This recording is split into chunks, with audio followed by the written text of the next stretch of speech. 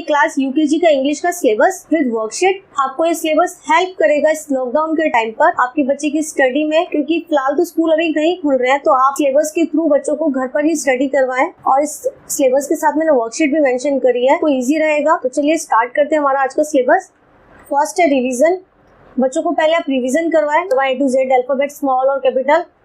Then उसके बाद उसको वोवल्स करवाएं आप। यूज ऑफ ए और एन, फोनिक साउंड बच्चों को करवाए जाते हैं यूकेजी क्लास में। ए, ई, आई, ओ, यू, इस तरीके के जो फोनिक साउंड है उनकी फैमिली होती है। जैसे ए वोवल की फैमिली, जैसे एच, एन, एच, एप, इस तरीके से पहले आप बच्चों को अच्छे से 3 लेटर वर्ड सिखाइए। देन आप उसके बाद उसको ये टॉपिक्स करवाइए। नेक्स्ट आते हैं हम अपने one and more than one means singular plural भी कहते हैं इन्हें।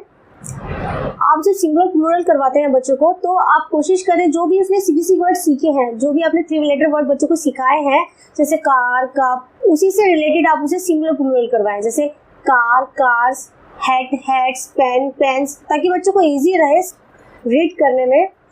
फिर आप उसी से रिलेटेड दिस दैट करवाएं, जैसे this is a car, this is अ बस। फिर दिस और दोस का कॉन्सेप्ट करवाएं बच्चों को।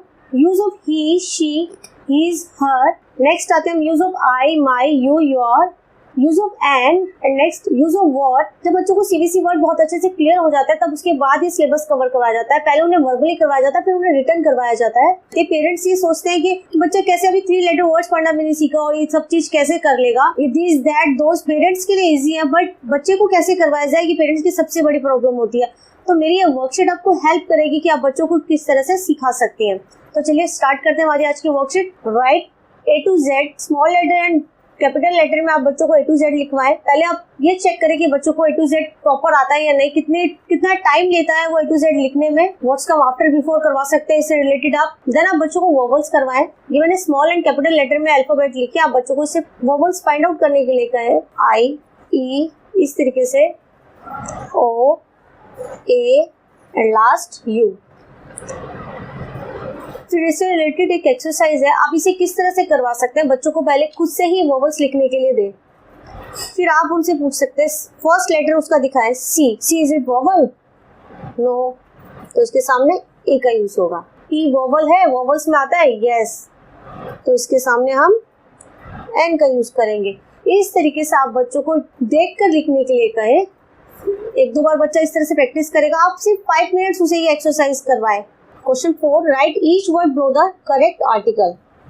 जो वर्ड है कि करेक्ट आर्टिकल के साथ यूज करने हैं, जैसे एक्स, तो ये ए से स्टार्ट है, इट मींस ये एन के साथ लिखा जाएगा। सी हमारा वोवल होता है, नो, तो ये ए के साथ लिखेंगे। ईयर, ये वोवल है तो इसको एन के नीचे लिखेंगे। आप इस तरीके की एक्सरसाइज बच्चों को डेली करवा सकती है। जस्ट 2 मिनट्स लगते हैं बच्चों को इस तरह की एक्सरसाइज करने में। सबसे मेन जो प्रोसेस हमारा वो है इंटरेस्ट। बच्चे का अगर इंटरेस्ट है किसी काम को करने में, तो वो बहुत जल्दी उसे सीख लेगा।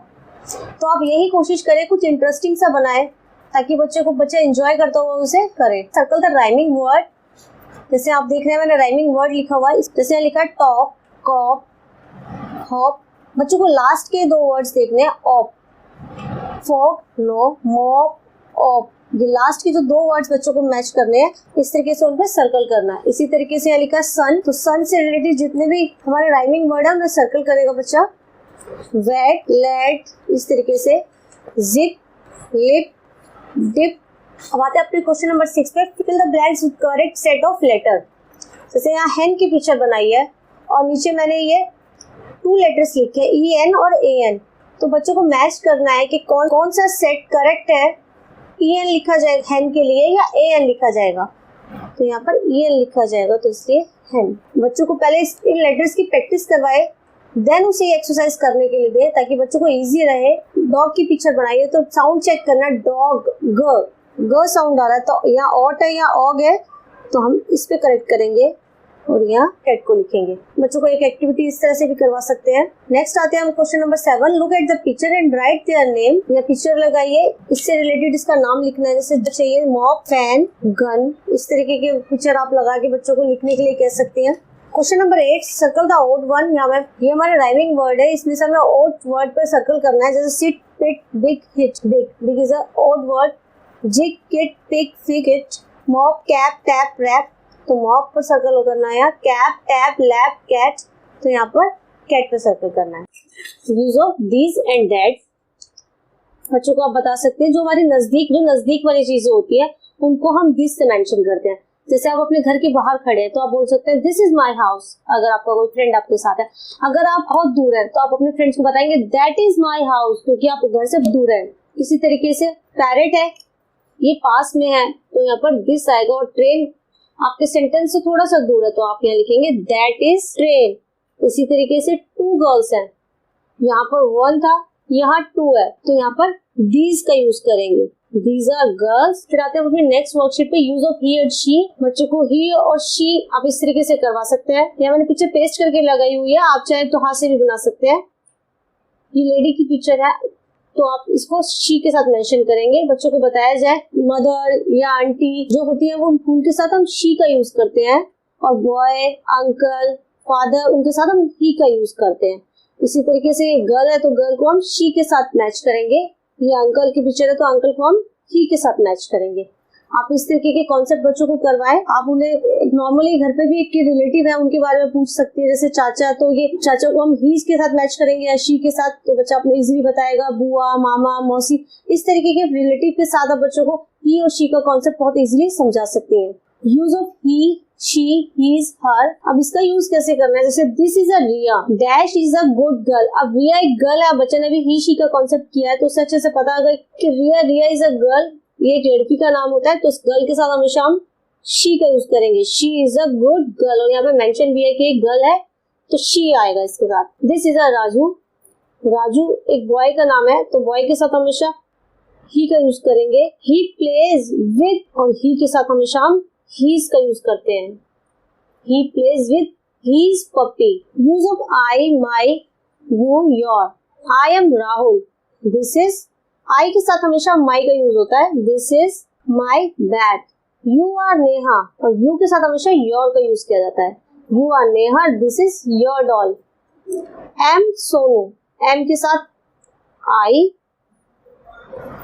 This is my ball. इस तरीके की एक्सरसाइज आप बच्चों को जितना ज्यादा प्रैक्टिस करवाएंगे उतना ही उसको बहुत अच्छे से बच्चा कवर कर पाएगा अपने सिलेबस को।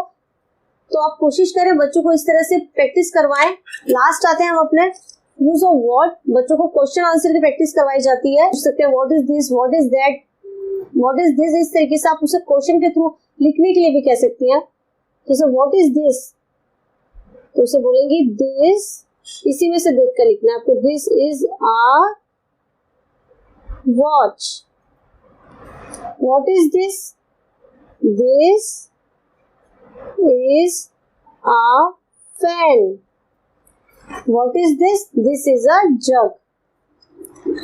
आई होप मेरी ये वीडियो आपके बच्चे की स्टडी में हेल्पफुल रहेगी, और जितना ज्यादा बच्चों को प्रैक्टिस करवाएंगे, उसे डेली 5 से 10 मिनट्स देंगे तो बच्चा बहुत जल्दी इस चीज को कवर करेगा। और आई होप मेरी वीडियो आपको पसंद आई होगी। अगर आपको अच्छी लगे तो उसे प्लीज सब्सक्राइब करें, लाइक करें, शेयर करें, साथ में बेल आइकन प्रेस करना बिल्कुल न भूलें, और कमेंट करके मुझे जरूर बताएं कि आपको मेरी वीडियो कैसी लगी। Thank watching for this video.